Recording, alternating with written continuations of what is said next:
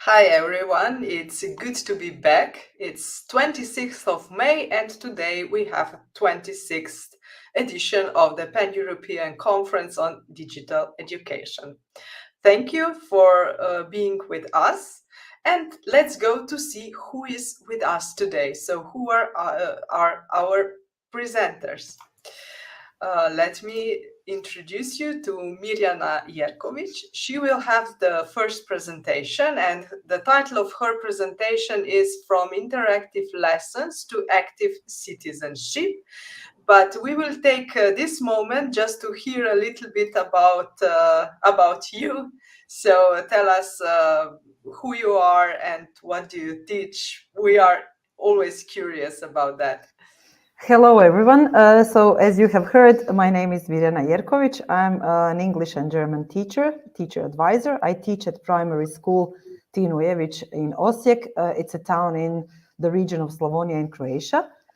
It's not on the seaside, but it's a plain, beautiful countryside. And what I do in my pastime is that I like traveling. I'm a proud mother of 2 children, a proud dog owner. And I like meeting friends, going out, sports, working out, running, and baking, of course. Great, thank you. And also another presenter is from Croatia. Welcome again, actually, because Vedrana Šarec is one of our regular presenters. And her topic today will be climate change as part of the teaching process in the subject of corporate social responsibility. Thank you, dear Blanca. It's nice to be here once again here. Hello, everyone. Good evening to all. I'm Vedrana Šarec from Croatia. I'm a professor mentor of economic subject in Vocational School Županja. I have 10 years experience in education, and I think that I'm very active teacher. Definitely, yes, definitely. I can say just from the subjects that you present here in our conferences. So I'm glad that you are with us again. Valentina Japec is also one of the experienced presenters at our Pan-European conferences, and her topic today is project-based learning in geography classes. Hello, everyone. As you can hear, my name is Valentina Japec, and I'm a teacher of geography. Also from Croatia. I teach, my school is in Velika, Gorica, which some of you may know as a city where airport is, near the capital of Croatia. I'm a teacher for 20 years, also teacher mentor. And as my subject is geography, I like to be outdoors. I like hiking, traveling, and also I like to introduce my students to all these topics that I like. So some part of it is in my presentation today. Okay, thank you very much.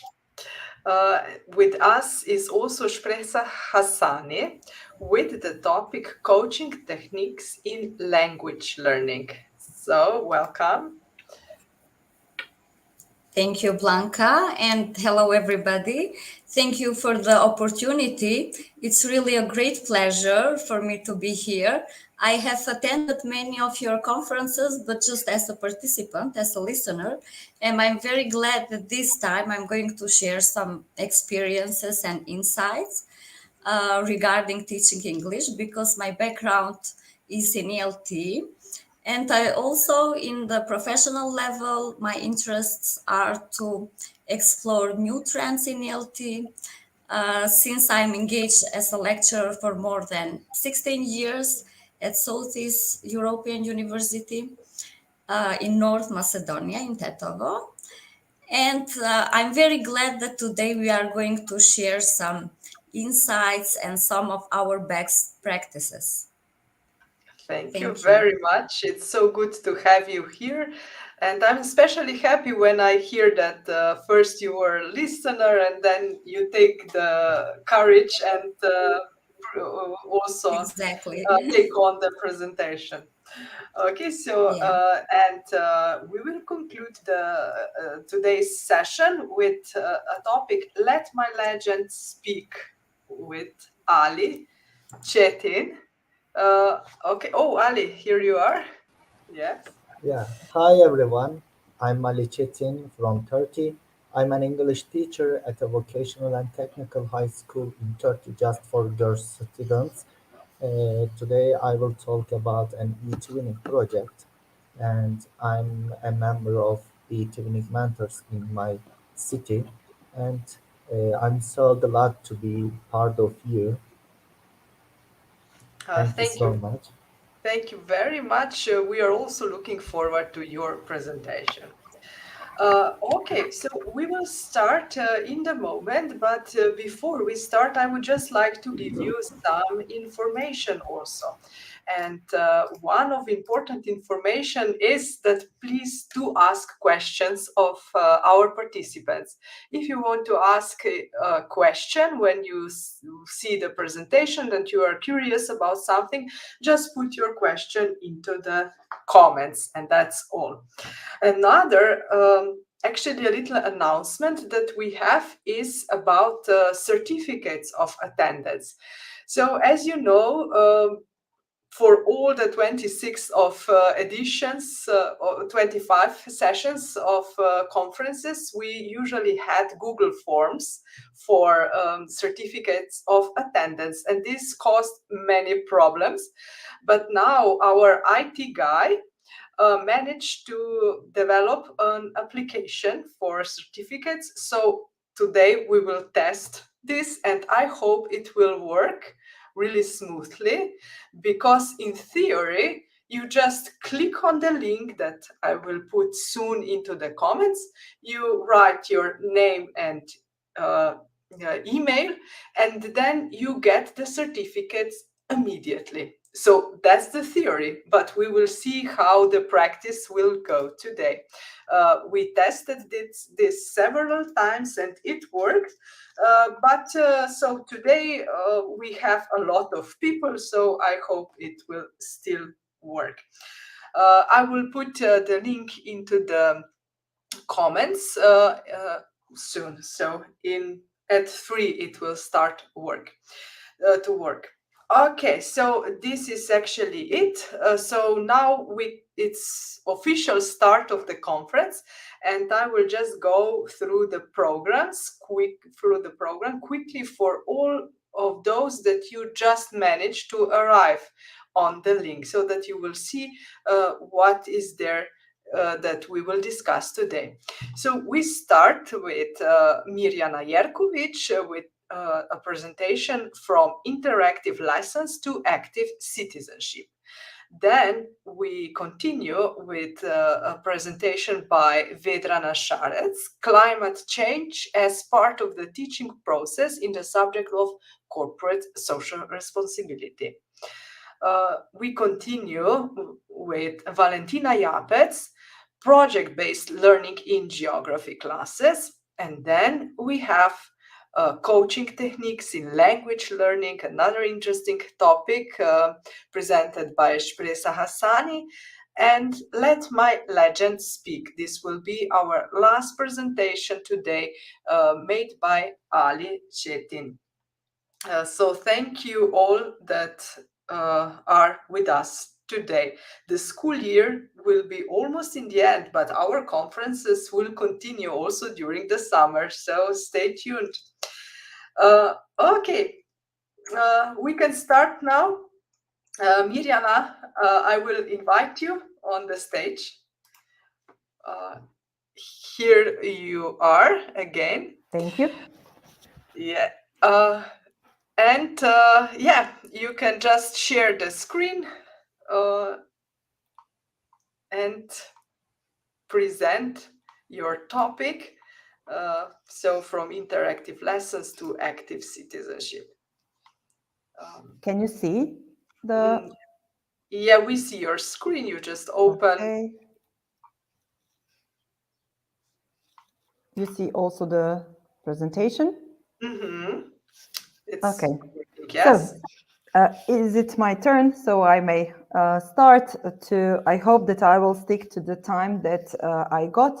I once again thank Blanca and Primera to give me the opportunity to share my experiences dealing with interactive lessons and dealing with active citizenship. As I already told you in the introductory part, I'm an English and German teacher advisor. I teach at primary school Ujević in Osijek in Croatia. These are my hobbies, so working out, jogging, going for walks with the dog, and spending time traveling and baking. My topic today is mainly to show how TED Ed Lessons, one educational platform, can lead to integrated skills approach and can be combined with integrating new methodology among students. And also in what way this could be a step forward to make our students active citizenship and globally and socially aware. The teacher's ongoing concern is, I might say, how to improve reading as well as speaking during our lessons, as well as at least for the language teachers. In what way we could awaken the motivation of our students, in what way we could make them or increase their active participation inside classrooms, but also outside classrooms. That is to say, in what way we can implement 21st century skills in our language lessons. As well, as you already know, reading skills or 21st century skills are creativity, critical thinking, collaboration, communication, so all sorts of things that we as teachers pursue to have and to awaken in our students. Why active citizenship and how to do it? We know that active citizenship is one of the key competencies in the lifelong learning process. And I constantly, when teaching and when I prepare the lessons, I constantly ask myself, which topics would I choose that could trigger my students' curiosity? Which activities should I apply to make them more active in this social part of the way? And especially a big challenge for me was what to do when I was teaching online, especially in this first, let's say, wave of this pandemics, when we were not given so many platforms to come and to be connected with our students. What I came across was during this pandemic, of course, so this is perhaps one of the good things, at least for me, is that we were more informationally active and digitally active and tried to find some resources and in order to come or to be connected with our students. One of them was TED Ed Lessons. This is an educational platform for those who don't know them. Don't know it, since 2012. It's a good, perhaps you have heard of TED Talks. This is something similar, but for me even better because it has many advantages that you can apply. It's not time consuming at all. And you can prepare your own video-based lesson in a few easy steps. You can use already made video-based lessons that are divided according to various school subjects, to various themes, even to various language levels of your students.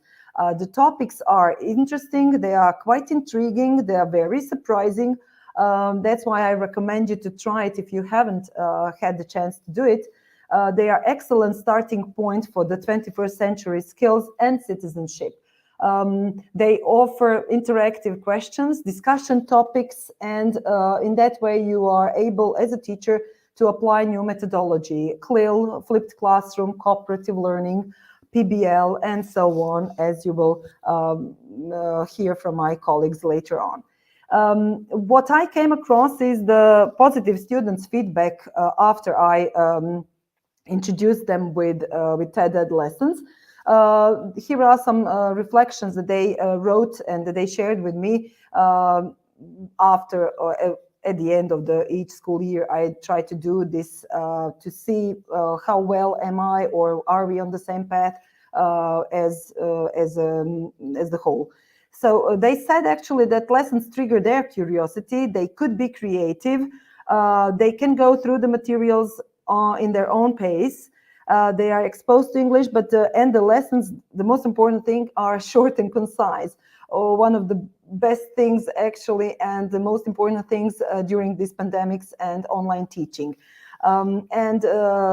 The last but not least is that they mentioned that they saw that I actually wanted to know about their opinion, not that much about their facts, or to see how many facts they remembered and they saw, or they memorized.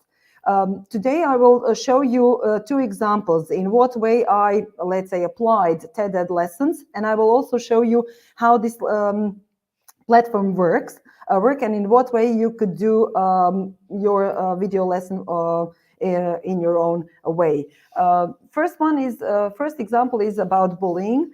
So after this lesson about cyberbullying that I created, I will just switch to my account. So this is the platform of the TED lessons.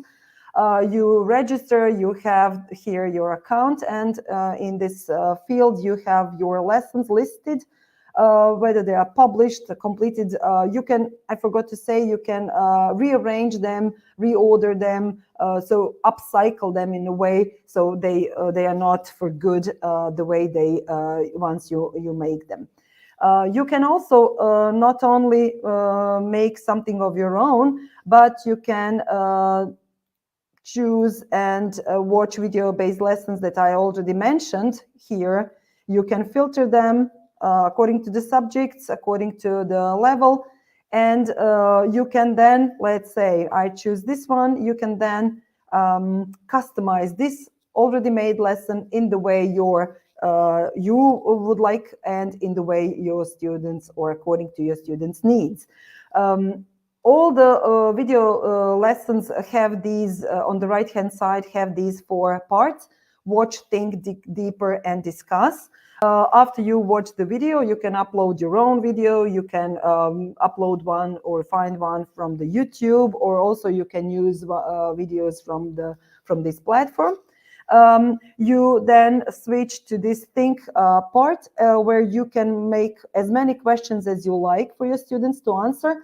There could be multiple choice questions, but also open answer questions. You can, in dig deeper section, you could give them additional resources to explore. You can upload them links, some new reading materials, and so on. And of course, you can have the discussion. It can be a guided one and an open one. So you guide a discussion. It works like a forum on any internet website. So they express their opinion. They can respond to each other's opinions, and that's that. Okay, let's go back to my example. So, in what way I connected this cyberbullying with active citizenship. So after I uploaded one video about cyberbullying, I gave them questions, gave them some additional material, and finally, after the discussion, I gave them the task to go further that is to make a video with the classmates. This was before the Corona time, about cyberbullying or bullying. They could choose either way, and they should make a video about possible ways to solve this problem. So not only to talk about the topic itself, but to try to find the solutions for that. And they were quite productive and quite successful, I must admit.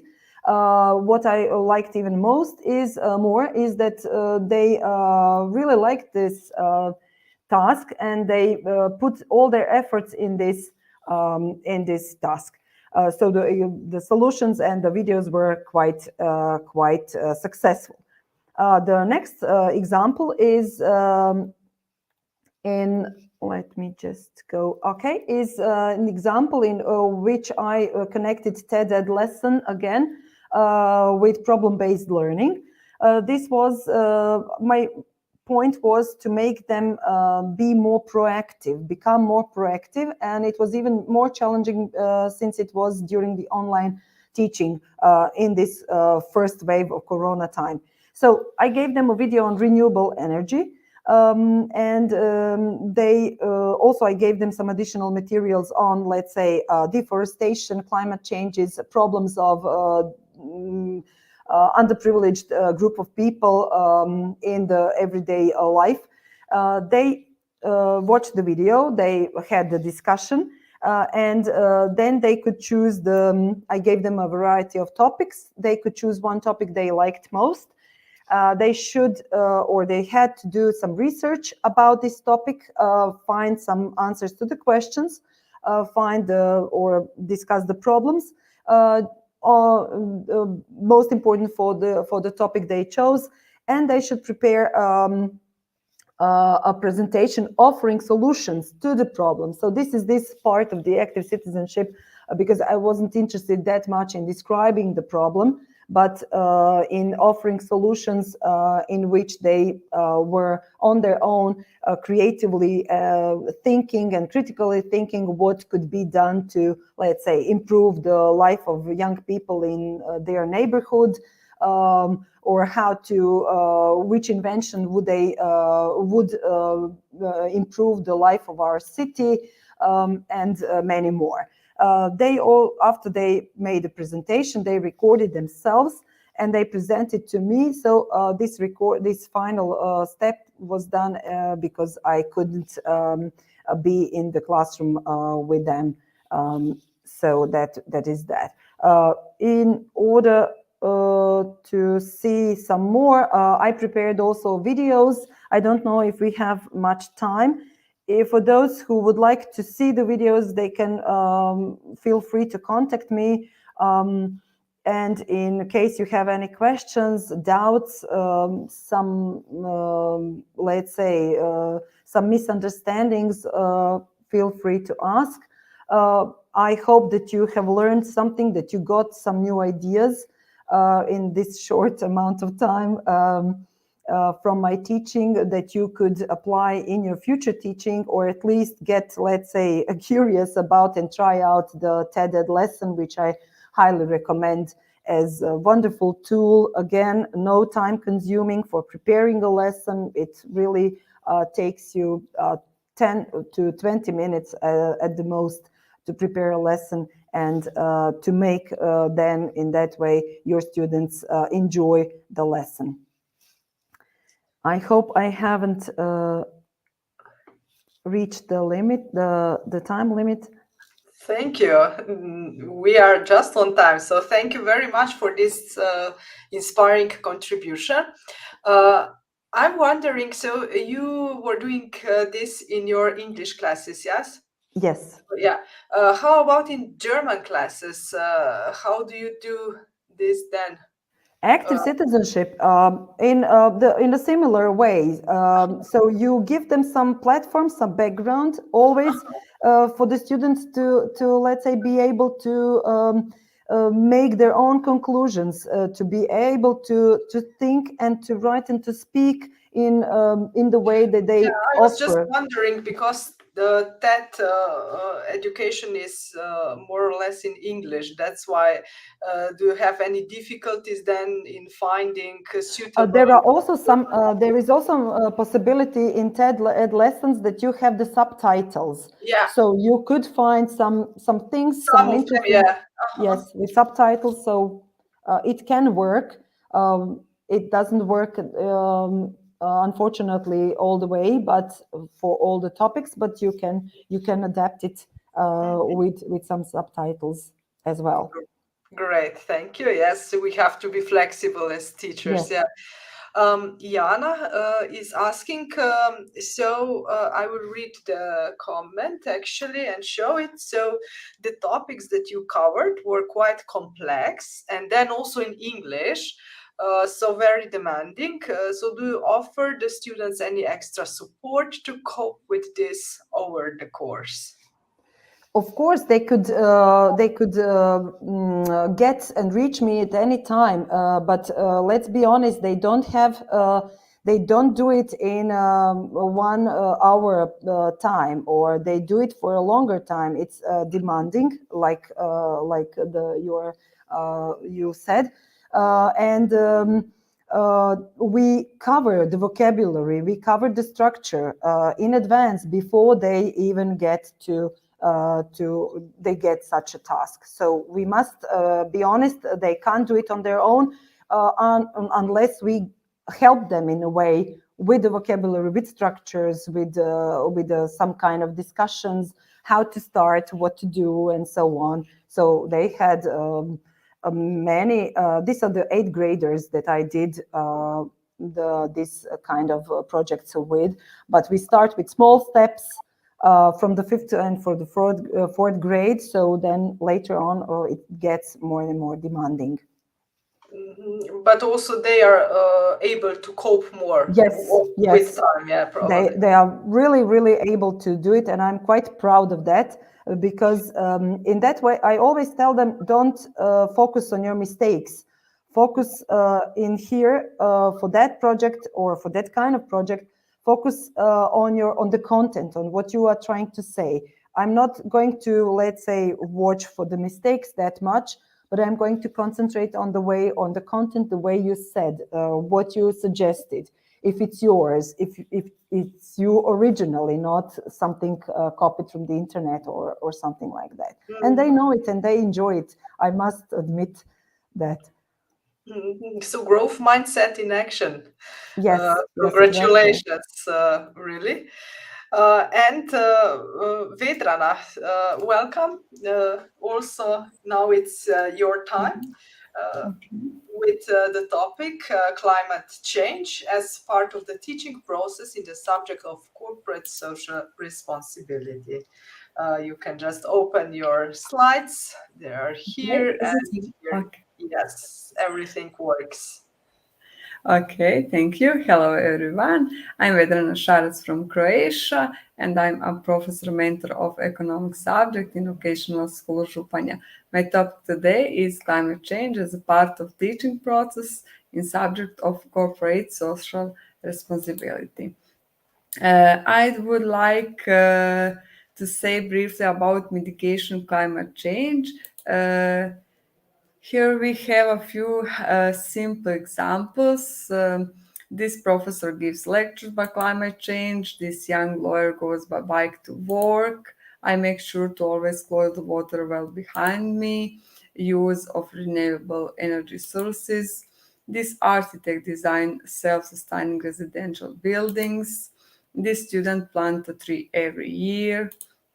After that, and next is how can we reduce our carbon footprint. There we have some tips. We can make smart decisions about procuring new things before we throw something in garbage. It is worth considering if is it broken, can we fix it? If we have bored, do we know someone who would be useful? If it has lost its original purpose, can we use it for something else? Plus, most things don't have to end as ordinary waste, they should be disposed of in a suitable recycling bin or taken away to the recycling yard.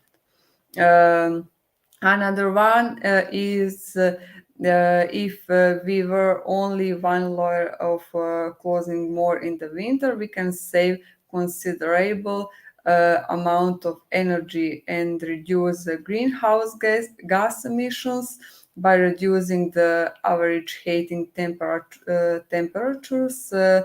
Can save up to 5% of energy by just 1 degree. The same goes for excessive room cooling in the summer months. After that, by showering consumes, we have go better bathing and must have on the mind and water when soaping, brushing teeth, and showering. And we can think about how we go to work. We can use public transport on. We can go by bike or we can walk. Also, we must think about how we can reduce our ecological footprint. And in the end, I would like to show two my projects where I'm author with my colleagues from Croatia that the students work on.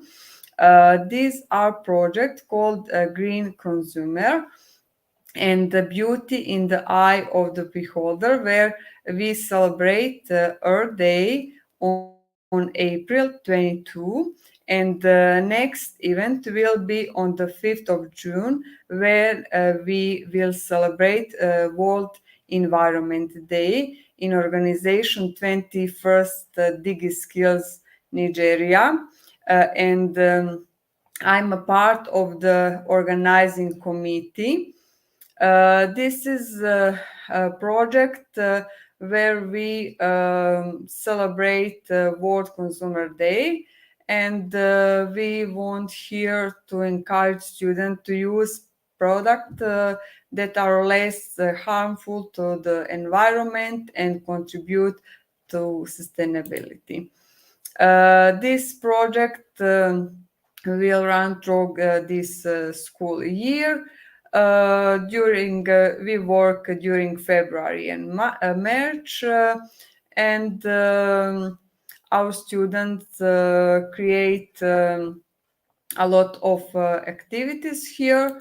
So the main goal of this project is to think about acting in direction of reducing human harmful effect on the environment.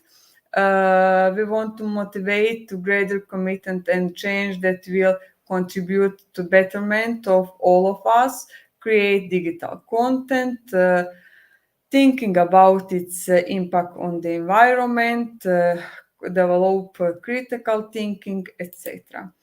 First of all, our students create a project logo.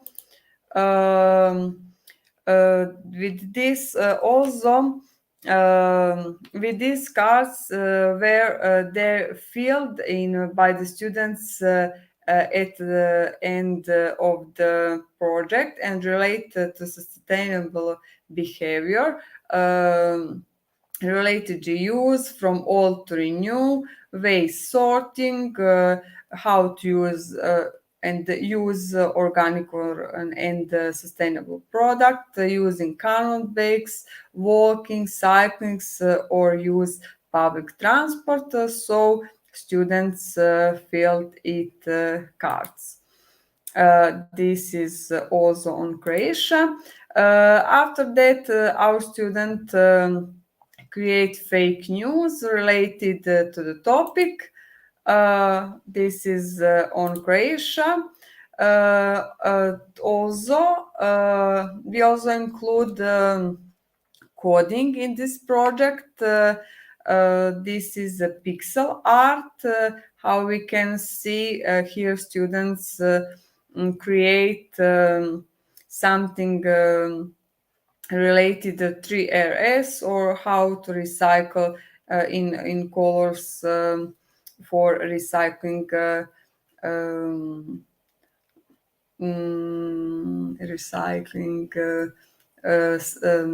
glass, plastic, and other materials. Also, after that, students create a lot of activities using word art. And another project is beauty in the eye of the beholder. Here we want to encourage students with problem of climate change and the impact on our planet Earth. Throughout a number of different activities, we will celebrate Earth Day, and also in this project World Environment Day. This is a winner's logo from Marija Paripović is a winner. I think she's from economics school in Požega. We also create one certificate for Marija. In this project, we have also these cards. It's different. It's different. So we as a teacher download this sustainability card and distribute to the student and print it out. Students will monitor their progress by the end of the project, and the goal is to encourage students to think sustainability. And in the green cycle, students will draw how they feel after completing a 6-month activity. Here we have 2 links on fake news. Also, our student create fake news for this project. Here we have 2 links for how to create fake news. And this is 2 links on a Wakelet collection. After that, our student calculate ecological footprint. We have here a link how to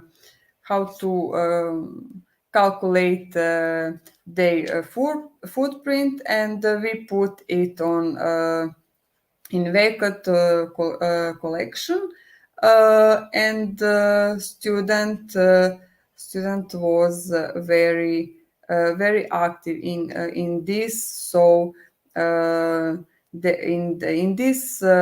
this link, I think I can click. Maybe or not, I can. Okay.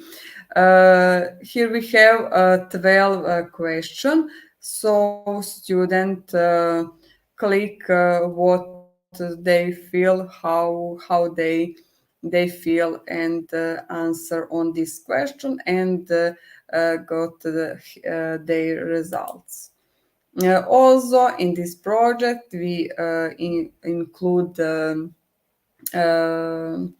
coding, and we got also certificate of excellence in coding literacy.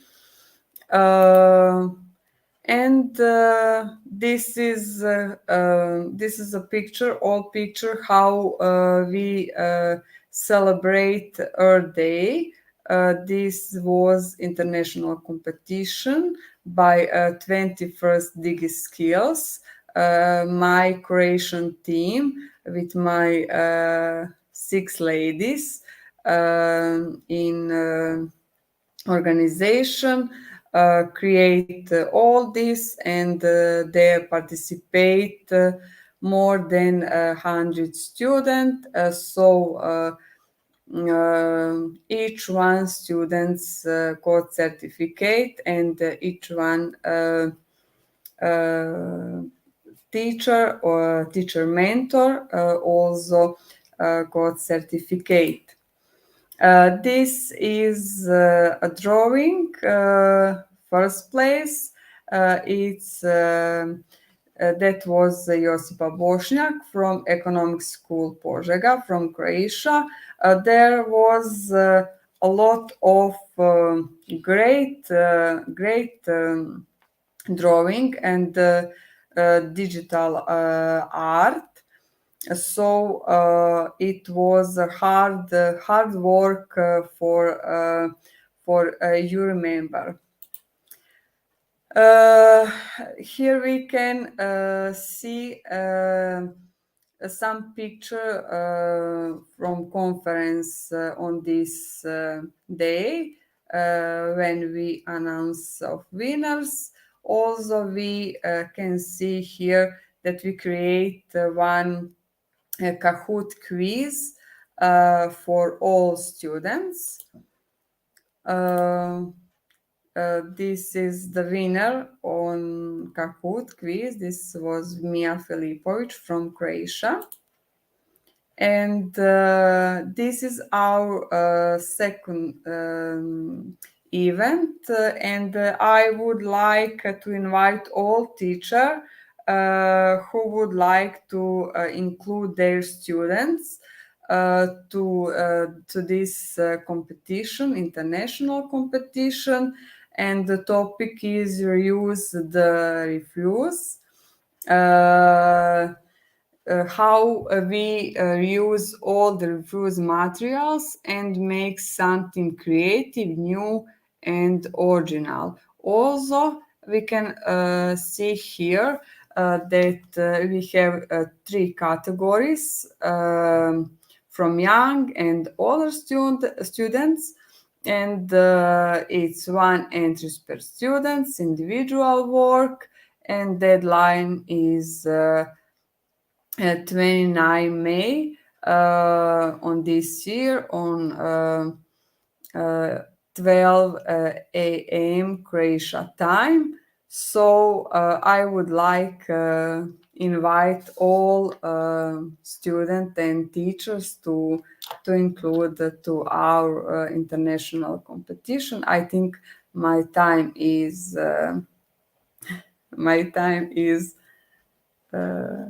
yes. Yes. Thank you for listening me.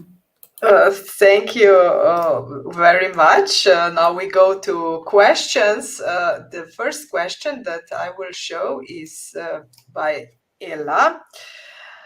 So how can we avoid the adolescent deep in student sustainability consciousness? So what are the main challenges to reconnect secondary students with nature?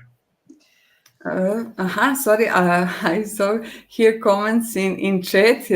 How? Yes.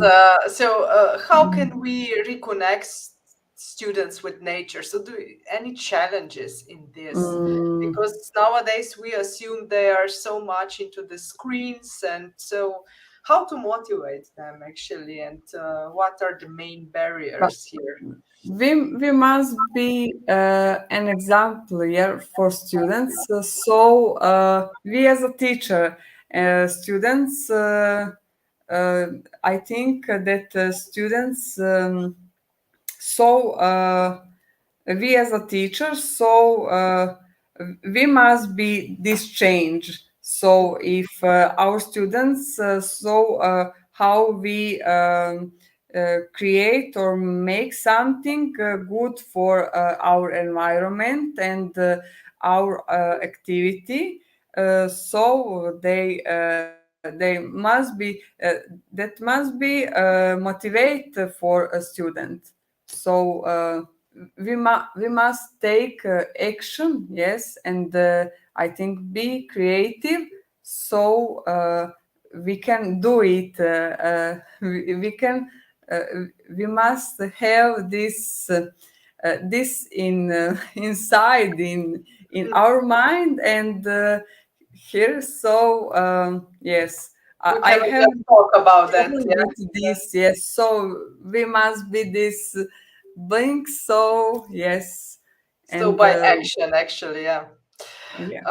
Okay, so Iyana is interested also in something. So, what kind of an effect has the behavioral change of involved students when it comes to the other students who have not been involved in the project?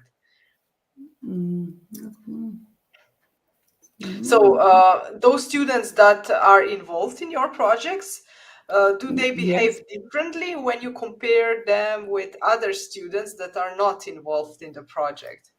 Okay. I'm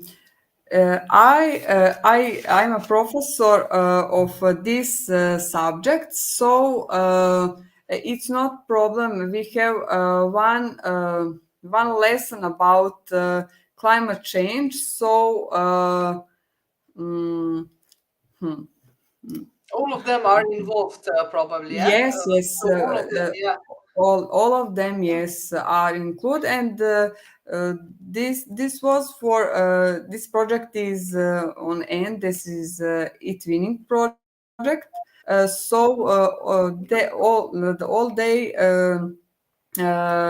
was very very my English, yes, yes, yes, was successful, yes, and interesting for they.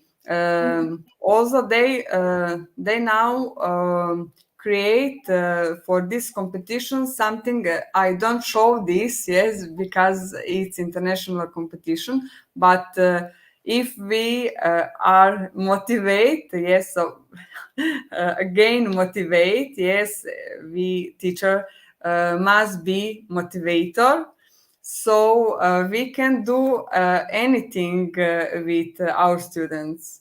Mm-hmm.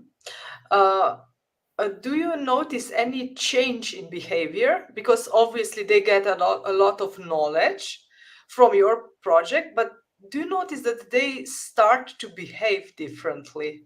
Even maybe a little change, not a big change, but maybe a little step. Yes, yes, that is, I think, most important. When I go in my classroom, if I saw, I don't know how to say svetlo, and uh, how to It's say bright. yes. When is day, wide is open, so I click it. Yes, it is not necessary to blind. Yes, and this is a small step. So how to kako, how to smanjiti, reduce, how to reduce energy, how to reduce water if we peremo ruke. Sada malo da taj engleski mi šteka, evo ja moram reći when we clean hands and when we show our hands. So that was small steps and how to recycle glass or paper, and how to make something new from old. I think that is all. That is not big things. That is small steps. Uh, what is my goal, yeah, with my students? Yes, I think that they all accept that. Mm-hmm. And that's all. That's No, important that's in the end what of I the would day. like to make with this all two project. Yes. Exactly. Okay. Thank you very much for your effort and for your patience with us, because we have a lot of questions. There are actually still more questions, but we are out of our time. So we will go to Valentina Japec now.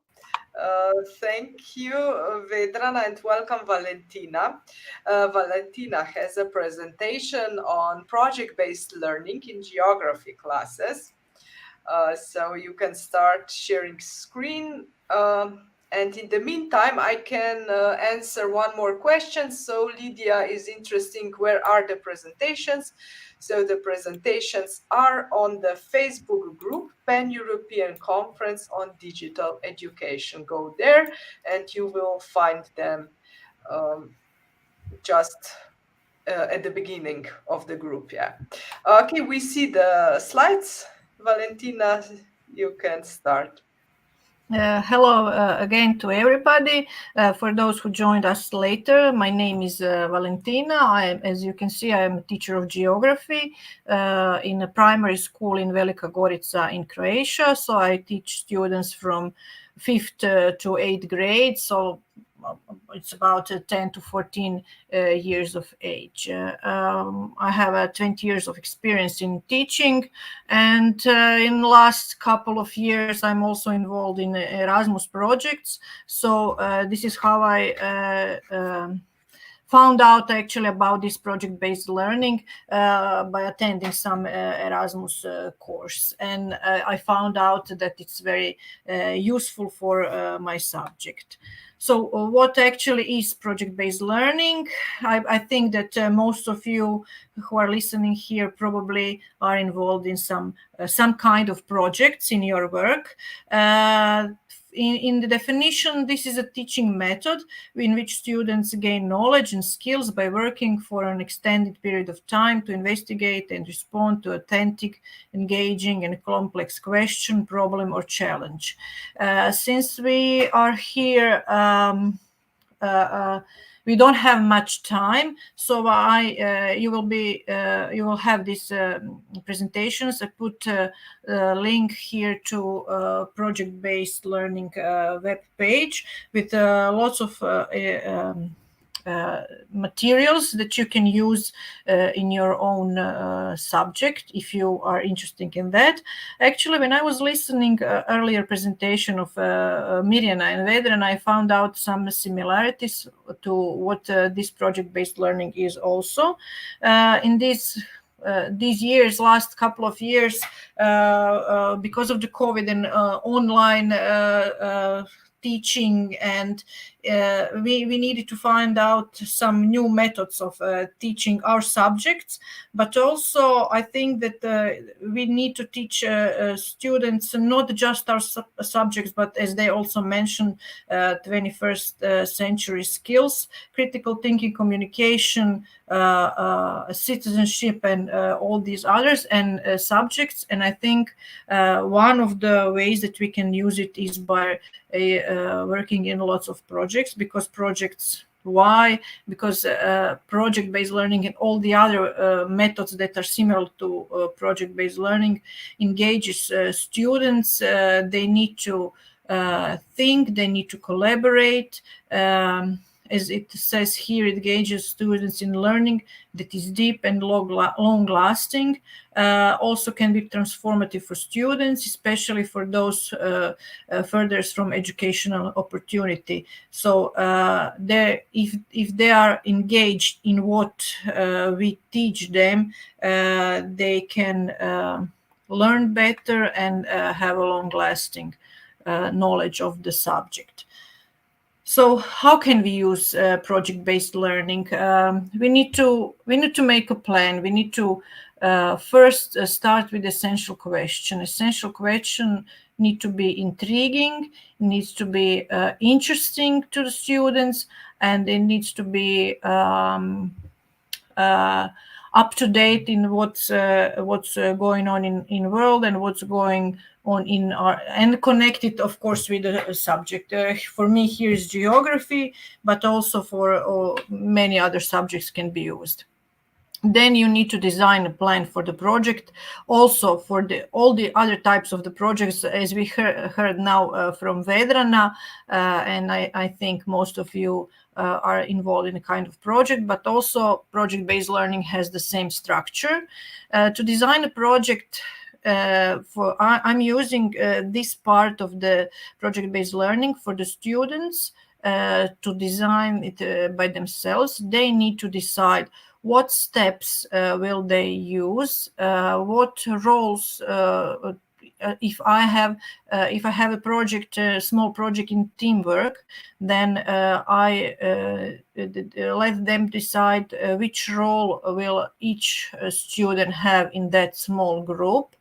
And of course, I monitor them, and maybe if they need help, then I help them. Since the fifth graders, for the fifth graders, it's much more difficult to do that, and this is where I jump in. After that, I think it's very important to create a schedule. If they just say, I will do this is the first part, then the second part. If they don't have schedule, if then they don't have deadlines, then it will probably not be finished at the end of the school year. Since I'm mentioning end of the school year, some projects we do in 2 classes. We have a block classes in our school. This is kind of a small project, but also I use this type of teaching method to have longer lasting projects, and some of them which are involved also in e-twinning for 2 years. And then monitor the students and the progress of the project. This is mainly my part.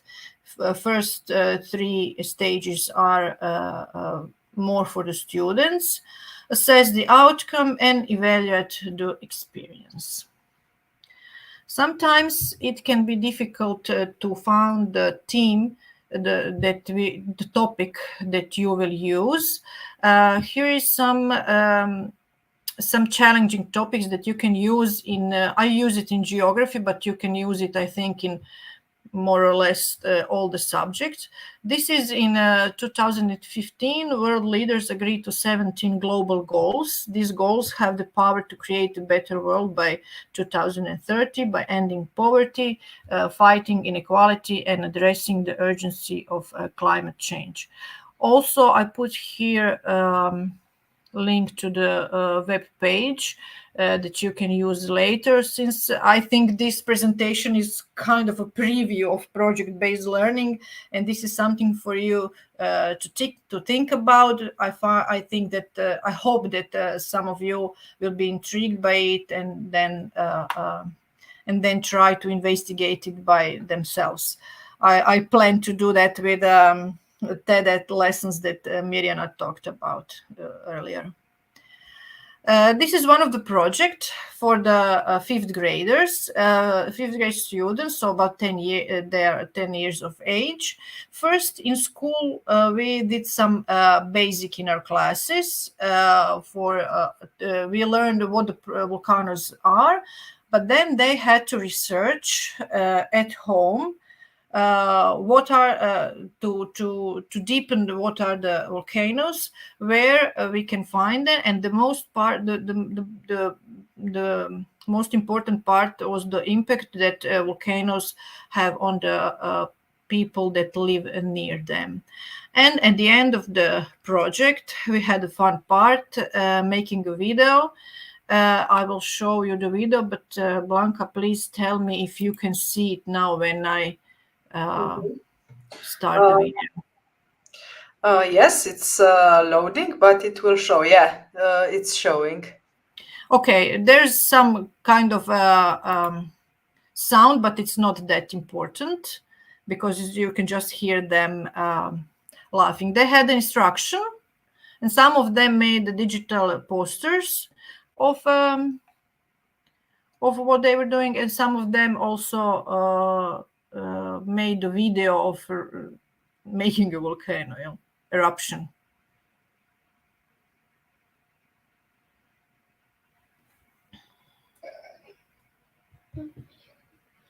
I don't know, do you hear sound also? Yes, it is. It's not clear, but we hear something. Yeah. They're not talking much, but for me it was very nice when I was watching those videos. They were laughing while doing that, and so it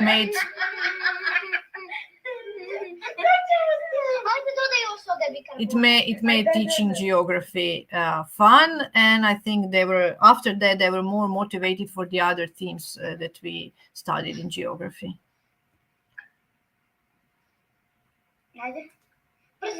Wow, congratulations on that.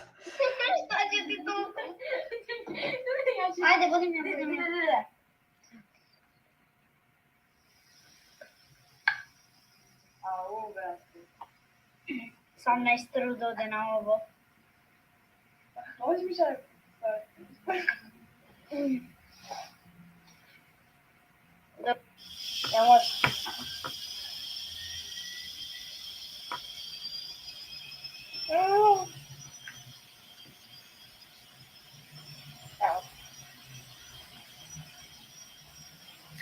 Some of them were more successful, some not, but I put here in the video just those that were kind of successful in the eruption.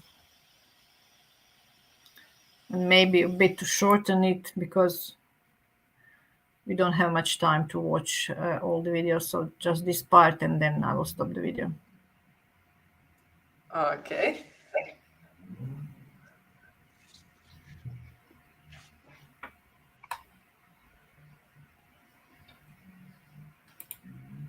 It's more or less, the idea was more or less the same. Okay. Now you see the presentation again. Yes, exactly. Okay. I will show you first other project, and then I will talk about what we do with the projects. This is the latest project. We were working on this project for about 3 weeks. During the spring break, this couple of months ago.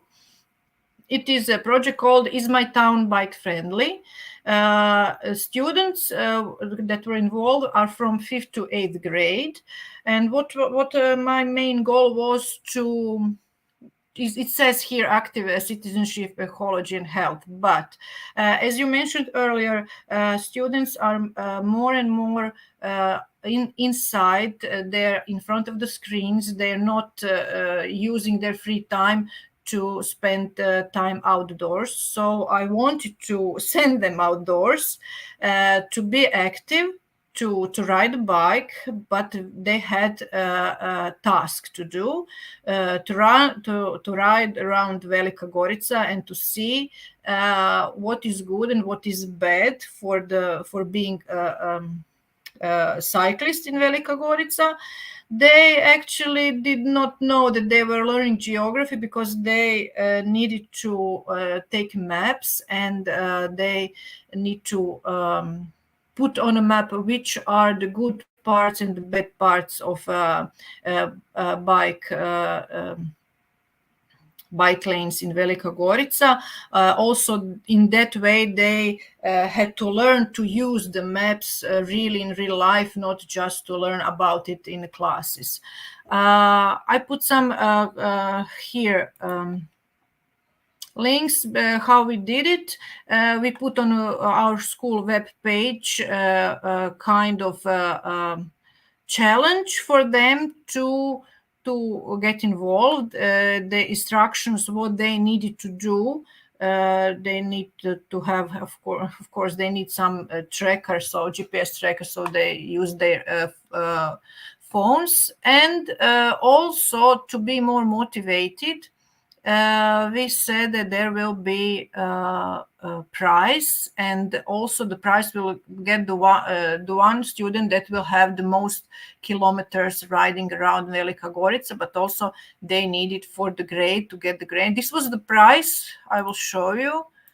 We asked some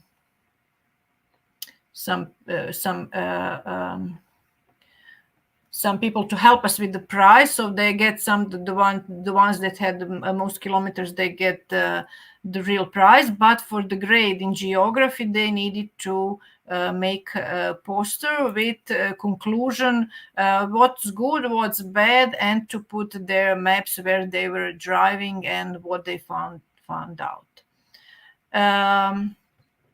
All these projects that I'm trying to do with my students on the classes, I think it's not my favorite thing, but if they're not rewarded with some kind of grade, they're not that motivated. I'm trying to change it, but still the grade is the biggest motivation. I don't know how it is in your classes, but in your schools, in your countries, in your cities, but I think still the grade is the biggest motivation. But for this latest project, I found out that the students were really into it. Also, I got some reviews from the parents. They were really happy for their children to get outside during the summer, spring holidays, not to be inside. And some of them, even students, asked, teacher, when will we have this kind of project again, because they did not it was not obligatory project. It was for those who want, and not all of them were included, but now they have motivation and they want to be part of some kind of project like this in the future. So we plan to do it again. I'm not sure, probably the next spring holidays. Okay, what else? There's so many things that we can talk about project-based learning and our projects in the classes. And here are some of the links. I put here all the links that I was using as my literature when I was learning about the project-based learning and what can be useful to you. So I will not open all of it for you, but you will have this in the presentation, so you can see what are your potential resources, what can you use for collecting notes, assigning roles, presentations, assessment, etc. Okay, I was hurrying really a bit because I was afraid that I will talk too much. So Blanca, help me a bit. I just stopped sharing screen now. You just stop sharing the screen, and also I removed that. Okay, thank you very much, Valentina, also for this exercise that you showed with us. It's really inspiring to put students outside. There is one question in the comment. The question is if you think about to present also some problems regarding the environmental protection, maybe in the future. If I understand right, to present some projects that about the environment. In the future, maybe if you plan to conduct them, yeah. There's just a question, yeah, in the comments. Okay, I don't have something ready now, but maybe in some time. Also, maybe if I can give my email or something, my contact. So if somebody wants to contact me, then yeah. Okay, thank you very much. Then, we go on. There are no further questions, so we will move to the next presentation. Thank you, and I welcome here Shpresa Hasani. Welcome. Her topic is coaching techniques in language learning.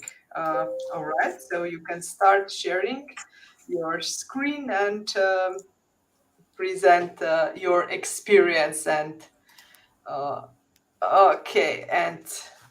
examples. Thank you very much, Blanca, and hello everybody. Greetings to all, especially to those who are following us through social media and this live stream. I'm Shpresa Hasani from North Macedonia. And as you can see, my today's topic is related to coaching and teaching.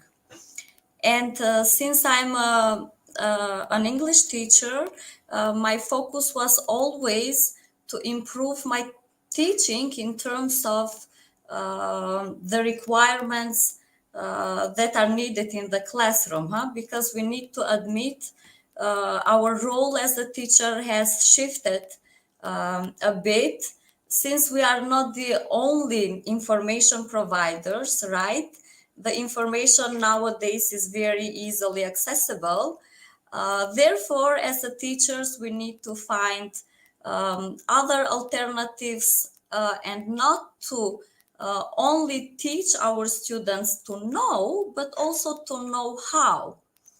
And therefore, I explored a bit this different kinds of methodologies, and I was very enthusiastic to explore a bit the differences that we can, the effectiveness of the coaching and in which way we can embed that into our teaching. As I said, as teachers, we usually want to see some kind of progress, and we want our students to achieve great results. Therefore, we try different techniques and methods in the classroom, but not every time we are very successful in using them. So before we start, I would like to just briefly mention some of the goals that we plan to cover during this session. First of all, we will try to define what is language coaching. Then we will try to identify the differences, as we said, between traditional language teaching and language coaching. Then we will try to elaborate and talk more in details what does active listening mean and how conversation techniques are useful in coaching. And why not, as teachers, we can now reflect upon our opportunities and think about possible ways to use coaching into our, not only language teaching, but teaching in general. So let's start and define what is language coaching. According to dictionary definition, language coaches are usually language specialists, and they work with students in order to support them succeed and reach their maximal potential.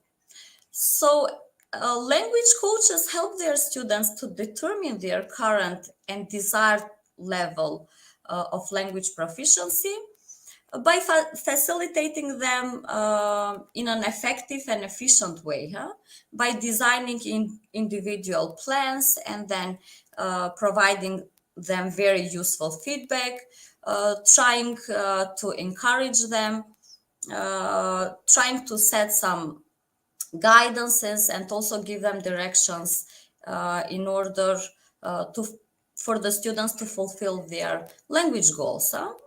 And therefore, we can say that at its heart, coaching is about helping students to realize their own potential. And by this, we give them power to make choices about where, when, and how they can learn. So we can say here that the key difference between teaching and coaching is perhaps in the area of responsibility.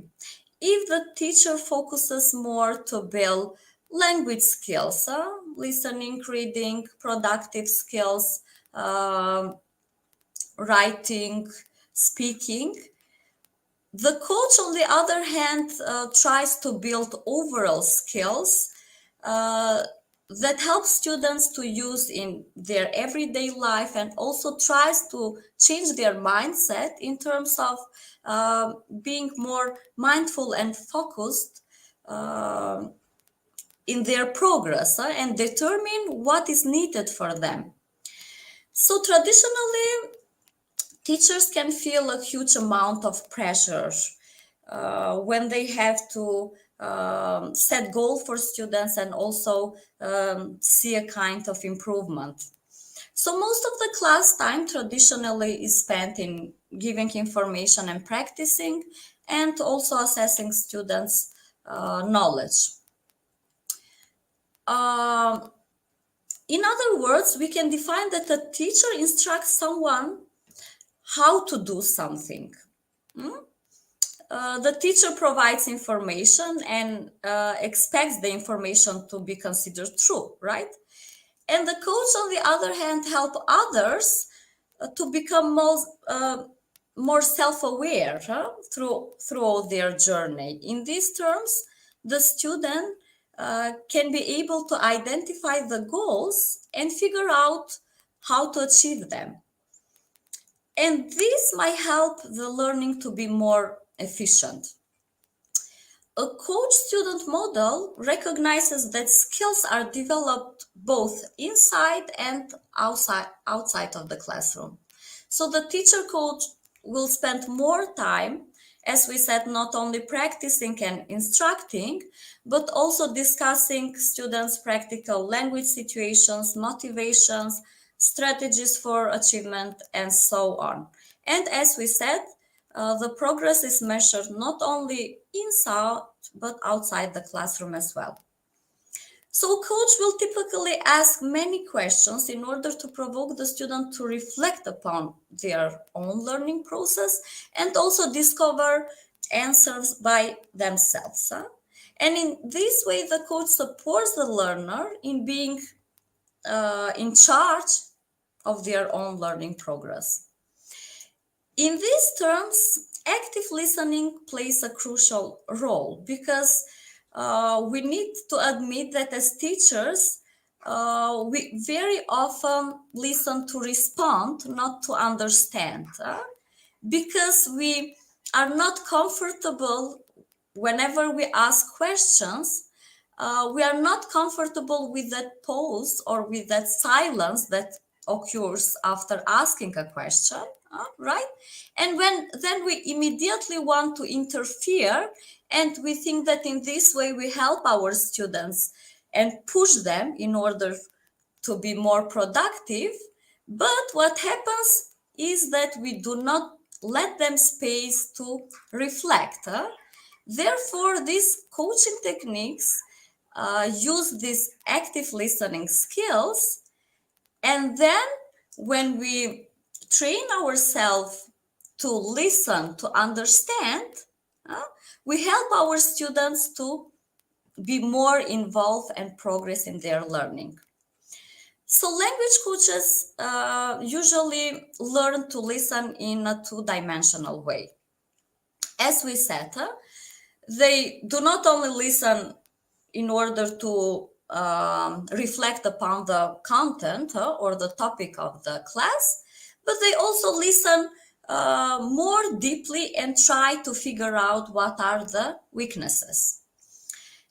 And many of us say that we do practice this during our classes, but what we do is we very often interrupt our students, and then we even finish their sentences, and we think that in this way we are helping them. So the language coach knows exactly how to stay in the moment, and this enables them to listen for details, and then they are aware and they know exactly how to react. According to Shaw, coaching is mainly asking questions. It deals all the time with asking the questions, and also at the same time listening without judgment. And by this, we help our students to understand that they have their answers within, and we help them to discover that the small changes leads to more great ones, and the imperfection might lead to a perfection, but it just requires time. So active listening tools are very consciously applied when we use these coaching techniques. We usually use paraphrasing, rephrasing, and in these terms, rephrasing becomes very natural. We summarize the ideas of the students, we let them reflect upon them, and by this, we are also checking their understanding. Therefore, we say coaches ask more and they assess less. They listen at more levels. What is said, why is said so? We analyze the body language, the emotions, the energy, the beliefs. We listen for intent, as we said, rather than only relying on our assumptions. As we said, by using these coaching techniques, we allow to listen and to understand more in depth. And which are some of the benefits of this? The students become more precise toward assigning their goals. They gain clarity, they are more focused, and at the same time they become mindful. With this, they are more focused on the present moment and they can reflect upon, as we said, their learning. So let's try to distinguish one more, which are some of the main differences of the teaching towards coaching. If the teaching emphasizes the knowledge, the coaching puts an emphasis on achievement. In teaching, most of the time, the teacher is the authority, whereas coach, on the other hand, is an expert, but he or she has an equal status with the student. In the teaching sphere, curriculum is determined by the subject, whereas in coaching, materials are designed and adjusted according to the student's needs. In teaching, the progress occurs only in class, whereas in coaching, it, as we said, occurs outside the class as well. If in teaching we are only concerned with the subject, in coaching we are concerned with all aspects of students' learning. If in teaching we mainly focus on class presentations, in coaching we ask many questions and we develop strategies for self-study and practices. So we can say that teaching is dependent on the teacher most of the time, whereas in coaching, the student is coached to direct their own learning. So once more, how does language coaching help? As we said, it addresses the emotional, motivational, and practical side of learning a language. Language coaching can help learners to develop their awareness of the conditions that influence their learning.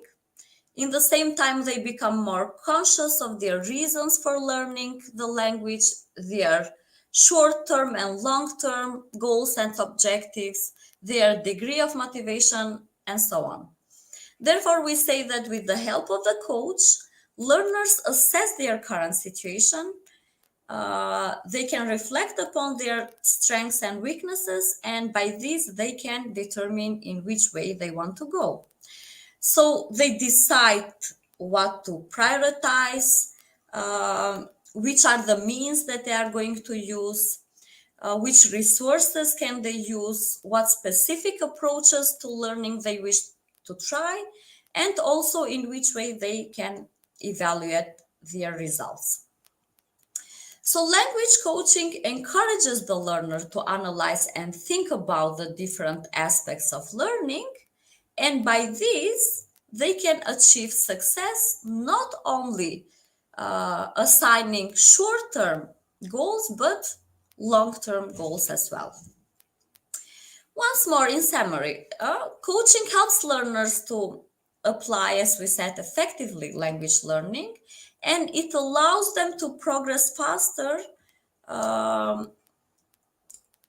in general, not only relying to a course material. The coachee has a more active participation in the learning process, and as we said, he or she takes more responsibility. We highlighted here that the feedback is ongoing and really important. And this, of course, boosts the motivation and commitment of the students. The objective of all this is to maximize the potential of the learner and, as we said, to stimulate reflection. So using coaching techniques in language learning can help students in different areas. We can name just a few, like become more attentive to areas of their performance so they can improve all these weaknesses, identify areas of their language learning practices, and identify what is holding them back, help them to clarify their goals, both, as we said, long-term and short-term. Also, clarify realistic, specific, achievable goals, develop an action plan, monitor their progress, and ensure that they will remain focused and moving towards achieving their predetermined goal, which is, of course, assigned and determined by the teacher and by the student. Okay, this was briefly, because this is a very vague topic, right? And we have many things to include, also realistic hands-on practices, but for the sake of time, we can leave that for some other opportunity. If you have questions, please feel free to ask. Yes, thank you very much. Actually, there is a question in the comments, but if you have time, I will ask you maybe to write a sentence. And I will put the question into the private chat, because we are really running out of time. So we will put this into a written answer. Okay. And now I thank you very much for the coaching techniques that we would really like to hear even more about them. And now I'm inviting Ali. Welcome. Ali Thank is you. a presenter of our last topic, Let My Legend Speak. So this is also a NEET-winning project. Please share the slides and we will listen to you. Okay. I share my screen and yeah. Is it okay? Yes. Okay. Hi everyone again. I'm an English teacher at a vocational and technical high school in Turkey. But last year I was at a primary and secondary school. Let My Legend Speak is an e-twinning project with my 6th and 7th grade students. And in this project we created 74 activities, but we have time limit, so I will explain 11 activities of my project. And in this project, we actively worked nearly 6 months from December to May last year. Not only national and European quality labels, also we have received invitations for Turkey special awards at age categories between 11 and 15 years. And first of all, as in every e-twinning project, we started with the logo poster designs, and we tried to develop the design ideas and skills of our students. The avatars you see on the screen are the brochure of our e-twinning team, and they are the partners from 4 countries. Azerbaijan, Croatia, and France are our partners. We totally have 12 schools from different countries, and we conducted 2 long-term activities in these 6 months, and the first of them was the Legend Corner. Each student made uploads in a certain order on our Padlet page to share legends about their country, their region with the transnational partners, and they read the others' uploadings and share some ideas at the comments on Padlet. And the other activity is Friday Legends. In every 14 days, our students research a legend from the different parts of the world and prepared a live presentation for their friends on Zoom. And we created a useful TV broadcast for them during the distance education process. As you know, the COVID is very problematic situation for our students and our education. So we try to make more comfortable and funnier them with this activity. They share their knowledge with other friends. And in January, our students prepared postcards for gifting in the new year, and we have created a mixed sharing network between countries and shipped our gifts to other school, other country. They sent these postcards. Um, the next activity is foods ebooks.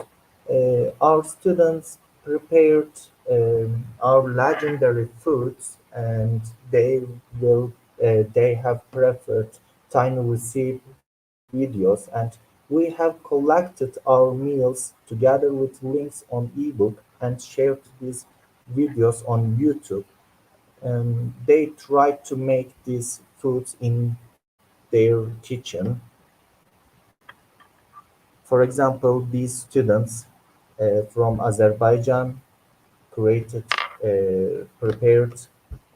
their local food, mantı, and Google Earth activity is very important for us because they show how can present a legend on a mm, on a Web2 tools, and we created a virtual map with our legends on Google Earth. We archived them by country and region. We have placed the presentation videos on this map. Mm, As you know, there were curfews during the pandemic process. We have provided a virtual exhibition for our students with ArtStep application. And this application where we can offer our students the opportunity to travel. Each of our students told a legend and shared it on this exhibition street, and they uh, walked in this street virtually.